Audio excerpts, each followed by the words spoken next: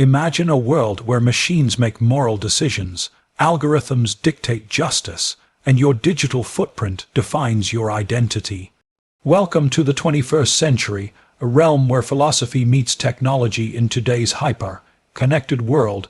We're constantly interacting with technology that challenges our traditional notions of ethics, identity, and reality. From AI-driven decisions to virtual realities, the lines between the digital and the philosophical blur. This video embarks on a journey to explore these intersections, drawing from ancient philosophical insights to navigate modern technological dilemmas. As technology evolves, so do the ethical questions it raises. Consider autonomous vehicles making split-second decisions that could mean life or death. Who bears responsibility, the programmer, the manufacturer, or the machine itself?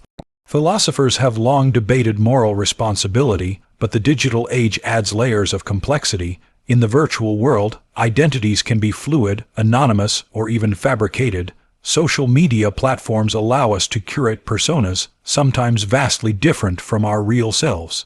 This raises questions about authenticity and the self. Philosophers like John Locke and David Hume pondered the nature of identity centuries ago. But how do their theories hold up in today's digital landscape?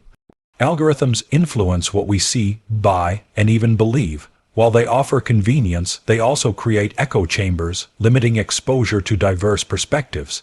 This challenges the concept of free will.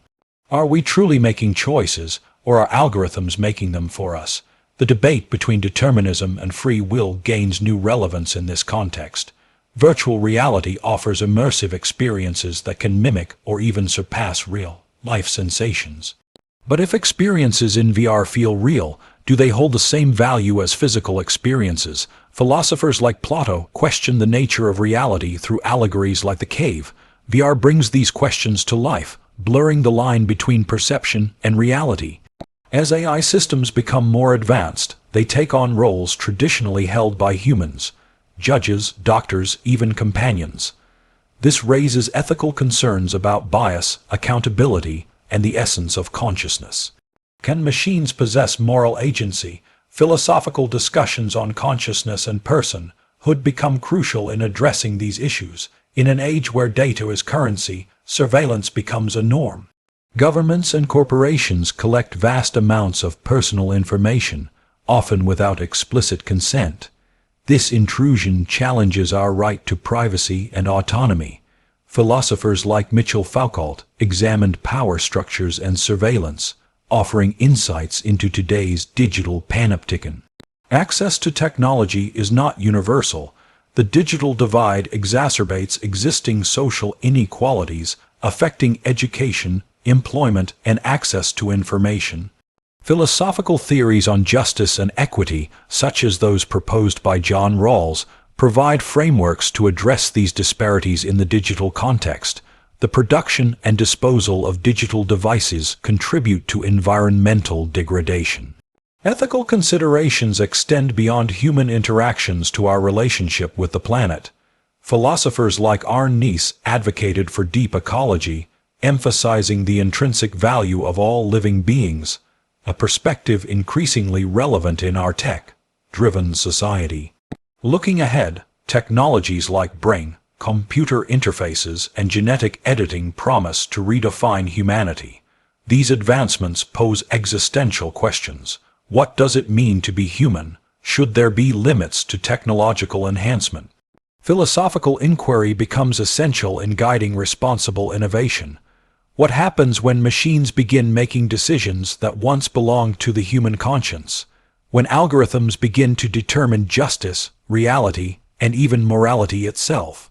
We're living in an era where humanity's oldest questions are now being answered not by priests or philosophers, but by lines of code, and yet, the answers we're getting aren't always comforting. Every scroll, click, and swipe nudges you toward a path someone, or something, has already predicted.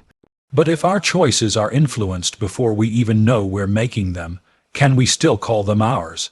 The ethical landscape we now navigate is no longer composed solely of actions and consequences, but of data, automation, and artificial intelligence. Imagine a self driving car approaching an inevitable accident. It must choose between swerving and hitting one pedestrian or staying on course and hitting three. This is not a hypothetical, it's a programmed reality. The old moral thought experiments, like the trolley problem, are now encoded into actual machines that operate on your city streets. Yet, in these split-second decisions, who holds the moral weight? The engineer. The corporate board, the machine itself. In this age, morality is no longer just a human trait. It's becoming a line item in software development. And with that shift, we encounter the next unsettling truth. Identity is no longer grounded in the physical world. Who you are is not just what you do, but what you've searched, liked, and shared. The internet has created a mirror with infinite angles, avatars, usernames, filters, and fictions. We no longer present ourselves as we are, but as we wish to be seen. In this curated performance, the lines between authenticity and illusion blur until the original self is unrecognizable even to its creator. What does it mean to know yourself in a world where yourself is scattered across platforms and passwords? Consider how algorithms now define your sense of truth. You watch one video and suddenly your feed floods with similar content. You read one article and your world, you is reinforced by 1,000 others. The illusion of choice is pervasive, yet beneath it lies a sophisticated machinery of manipulation. Personalization becomes a cage. Preferences become preordained. We begin to believe we are free precisely because we have forgotten how to question what we're given. And that is the most dangerous form of control, the one we do not see, the one that disguises itself as convenience. But the philosophical dilemma deepens when we talk about reality itself. Virtual reality now offers experiences so vivid they compete with our actual memories. A man can spend hours in a simulated universe, building cities, forging relationships, and experiencing emotions. And when he removes the headset, he returns to a world that feels dull by comparison. If his joy in the digital world is genuine, if the pain of virtual loss still brings real tears, how can we claim it isn't real? Experience, after all, has always been the currency of reality. If it can move us, hurt us, change us, then is it not, in some sense, true? The question then emerges, what becomes of the human soul in the age of the machine? Artificial intelligence is no longer a science fiction fantasy. It is a tangible force embedded in our everyday lives. It diagnoses diseases, writes poems, composes music, and predicts crimes. Some marvel at its capabilities, others fear its consequences. But the deeper concern is not what machines can do, but what they might replace. Empathy, judgment, intuition, the intangible instincts that define our humanity. If these can be simulated, can they also be outperformed? And if they are, what remains sacred in the human being? This leads us to the silent but ever-watching eye of digital surveillance. In a world driven by data, privacy is the price of participation. Your preferences, your location, your conversations, they are all tracked, stored, and sold, not to oppress you, but to predict you. The goal isn't punishment, it's prediction. Control through anticipation. And in this model, you are not a person, but a profile, a set of patterns optimized for consumption. Privacy used to be a right, now it's a luxury. But when we surrender our privacy, even willingly, what are we truly giving away? Our freedom, or something even more profound, our ability to exist without being watched. Inequality, too, has taken on a digital form. The digital divide is no longer just about access to devices, but access to opportunity. Those with high-speed internet and cutting-edge tools advance faster, think quicker, and learn more. Those without are left behind, not just economically, but intellectually and socially. The gap widens, not just between rich and poor, but between connected and disconnected. The new class system isn't measured by wealth, but by bandwidth. In this landscape, justice requires more than fairness. It demands digital inclusion, for without it, knowledge becomes a gatekeeper, and opportunity becomes a walled garden. Even the earth suffers beneath the weight of our progress. Every smartphone contains rare minerals mined in broken lands. Every server farm requires colossal amounts of electricity and water. The cloud is not weightless, it burns coal, consumes forests, and poisons rivers. The digital world was supposed to be clean, ethereal, and infinite, but in reality, it bleeds the planet dry. To act as though the internet exists without consequence is to participate in a dangerous illusion. Technology is not separate from nature, it consumes it, and unless we realign our ethics, the very progress that promises connection may lead to environmental collapse. And then there is the future, the frontier of human enhancement. Brain-computer interfaces, neural implants, genetic editing, technologies that promise to upgrade human potential. But with each new advancement, we approach a moral precipice. What happens when intelligence is no longer earned but installed? When beauty is not nurtured but engineered, when life itself becomes customizable, the dream of perfection becomes a nightmare of conformity. Humanity becomes a project to be edited, not a mystery to be lived.